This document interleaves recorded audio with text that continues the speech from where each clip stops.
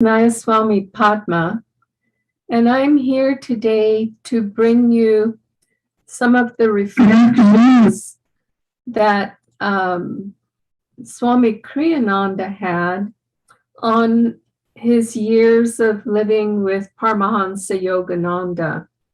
And many of those are reflected in this book, The Path, which was later renamed The New Path, and it's Swami Kriyananda's autobiography of his life and his years with Yogananda.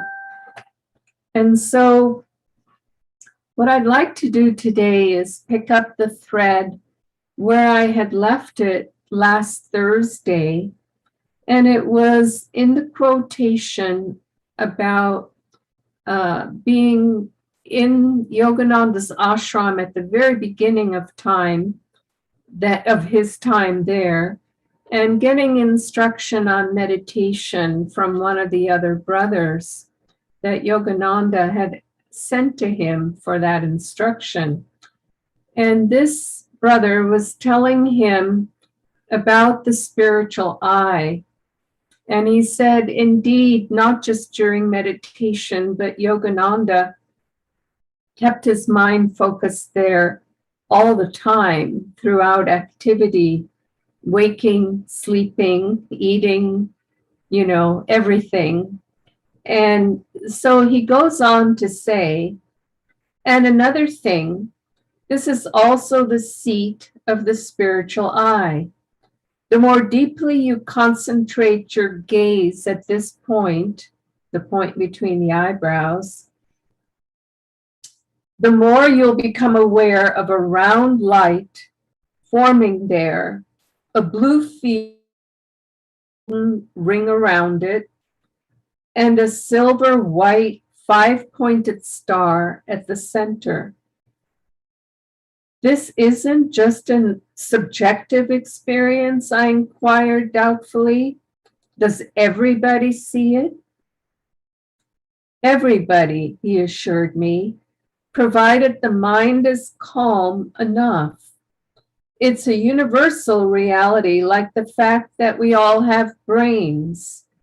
Actually, the spiritual eye is the astral reflection of the medulla oblongata, which is at the other end of that, and it's at this little,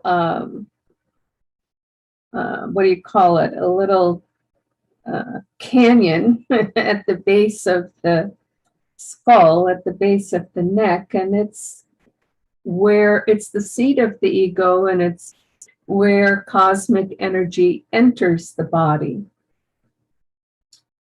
Actually, the spiritual eye is the reflection of the medulla oblongata at the base of the brain. I'll tell you more about that some other time. And so I wanted to touch on that briefly this morning.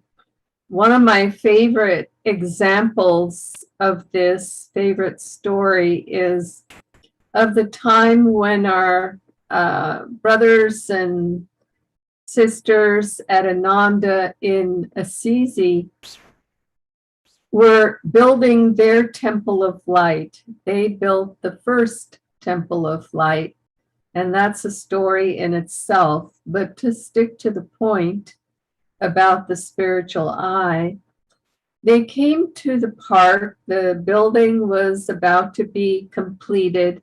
They were working on the altar, and they wanted to depict the spiritual eye artistically above the pictures of the masters on the altar. And they had a design, and one of the members there had connections in Venice where glass blowing, incredibly artistic glass blowing, takes place. And so they took their design to this famous glass blower in Venice, and they showed it to him, and the man, who had nothing to do with meditation or Yogananda's teachings looked at it and said, what is this? And our friends there explained to him that it's a depiction of the spiritual eye that one sees in meditation. And he said, oh, I'm so glad to see this. He said, I see this all the time, and I had no idea what it was. And so it was such a perfect example of the fact that these things are universal realities that reside within us. And they are, not wholly dependent on our being on a particular spiritual path or, being on this spiritual path. They are universally experienced by all who can calm the heart and calm the mind.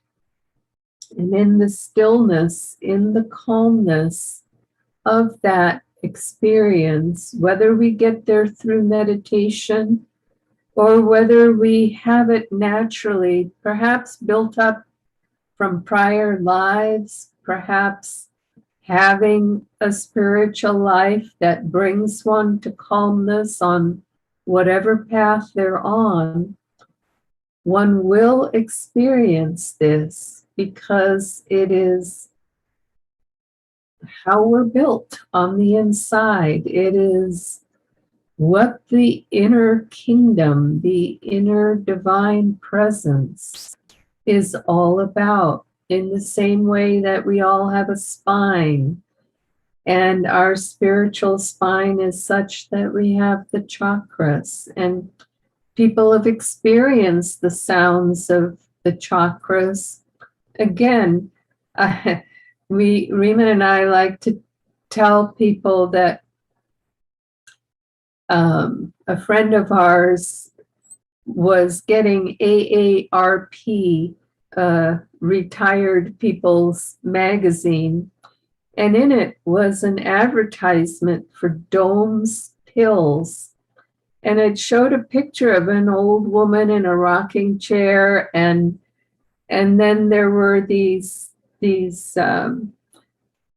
illustrations, cartoon-like, of the sounds that she was hearing, like the bell and the harp and the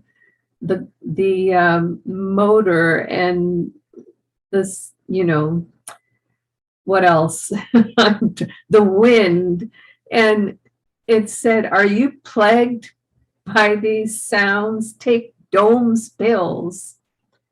In other words, people very broadly, very generally experience the inner sounds. They see the inner light. They see the spiritual eye when they reach a state of calmness. And the reason these older people were able to hear the inner sounds is because the outer ear was no longer letting in a lot of the outer sounds. And so they were becoming more internalized. So these are the natural steps, the natural experiences of the inner life, and they come each and every person, regardless of whether they're in a spiritual tradition or not, if they experience inner stillness. So joy to you, and we'll see you again tomorrow. Blessings. Bye-bye now.